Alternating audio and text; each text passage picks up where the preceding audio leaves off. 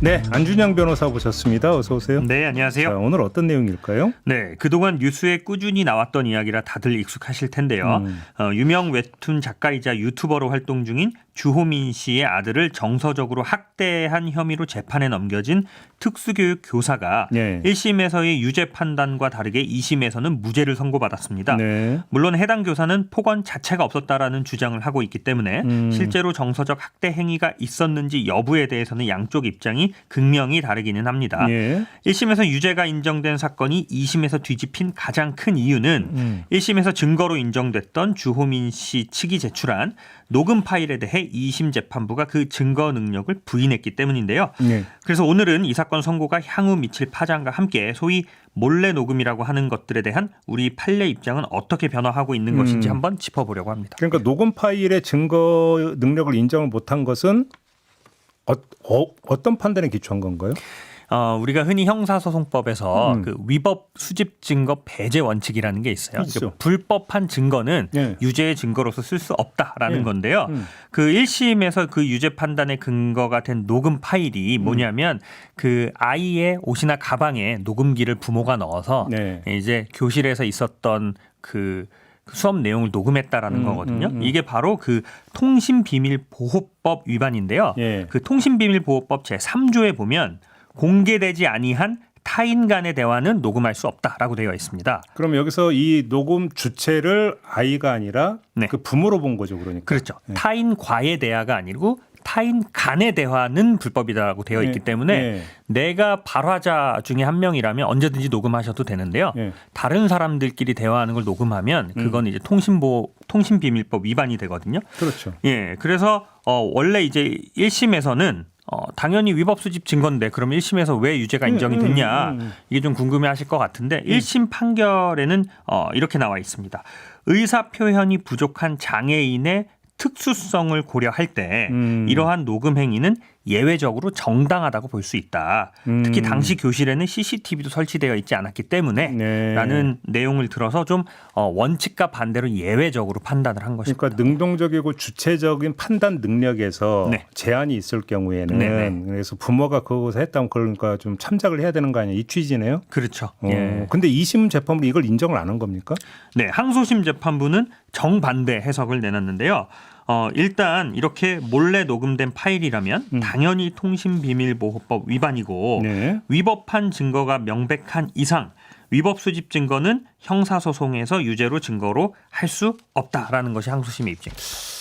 그러니까 1심은 좀 특수성에 좀 초점을 맞췄다면 2심은 이제 형사소송법의 기본 원칙을 강조한 판결이라고 볼 수 일단 있습니다. 논점이 뭔지는 분명히 좀 드러나는 것 같은데 네네네. 혹시 비슷한 사례가 좀 있습니까? 네, 비슷한 사례들이 있었는데요. 예. 최근에 있었던 사건인데 그 주호민 씨와 비슷한 사건이에요. 제가 볼 때는 네. 특히 뭐 미취학 아동이나 이런 장애 아동 같은 경우에 의사 표현이 조금 부족하잖아요. 그래서 부모들이 이런 커뮤니티나 이런 데서 그 학부모들이 녹음기를 옷이나 가방에 넣어서 녹음하는 사례들이 좀 있나 봐요. 그래서 비슷한 사건이 있었는데 초등학교 3학년 담임 교사 사건인데요. 이제 반 학생한테 좀 학교를 너는 안 다니다 온 거냐 뭐 이런 식으로 좀 정서적 학대 발언을 해서 기소가 됐고 그래서 1심에서 유죄 판결을 맞았거든요. 1심과 2심에서. 근데 대법원에서는 역시 똑같은 취지로 무죄 취지로 파기환송한 사건이 있었습니다. 예.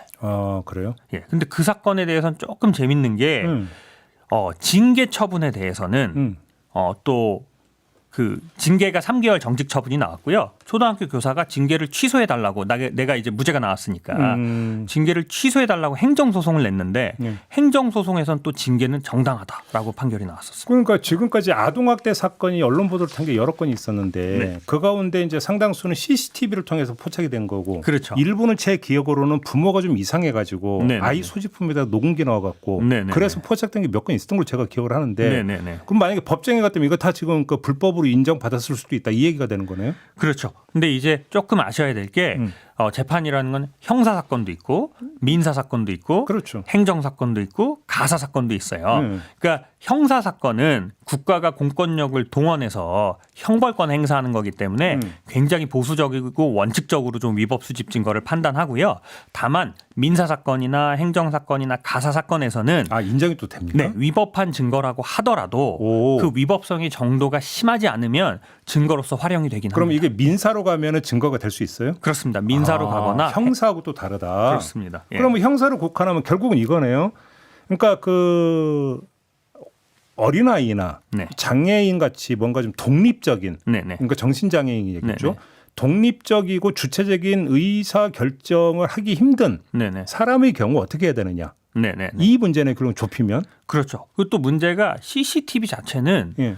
저희가 이게 지나가다 보는 모든 CCTV는 음성 녹음이 안 되게 되어 있어요. 안 되죠. 예, 그렇기 때문에 물리적인 학대 행위는 CCTV로 잡아낼 수 있지만 그렇죠. 이런 언어 폭력이나 정서적인 학대 행위는 녹음 파일 같은 게 아니면 좀 어렵거든요. 그렇죠. 그래서 좀 일부에서는 또 좀 이런 판례에 대해서 비판 의견이 나오는 게 그러면 이제 학부모들이 미취학 아동이나 장애 아동들한테 녹음하는 법을 가리키라는 말이냐?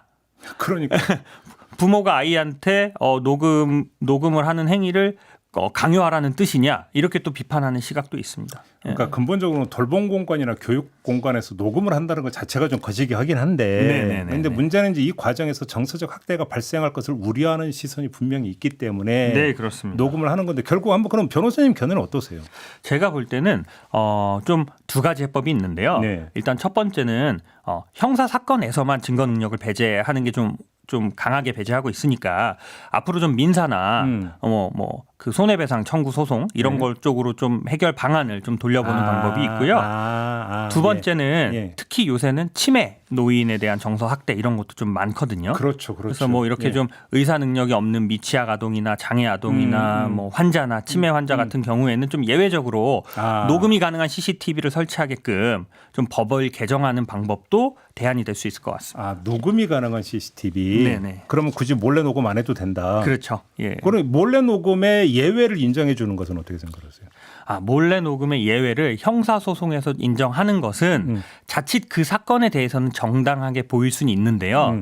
이 예외라는 게 한 번 인정되기 시작하면 그쵸. 다른 판결에 대해도 파급력이 미치는데 결국 그러면 위법한 증거를 유죄의 증거를 쓸 수 있다라는 결론이 되기 때문에 예. 이 부분에 대해서는 되게 신중하고 좀 원론적으로 접근하는 게 맞는 것 같습니다. 그냥 큰 틀은 유지하는 게 낫고 네네. 그럼 몰래 녹음이 필요 없는 다른 환경을 만드는 게 낫다. 네, 그렇습니다. 그게 이제 음성 녹음이 가능한 CCTV 같은 게 그 예가 되는 거 아니냐 이런 네, 말씀. 그렇죠. 예. 알겠습니다. 오늘 말씀 여기까지 들어야 될 것 같네요. 고맙습니다. 네, 감사합니다. 안진영 변호사와 함께했습니다.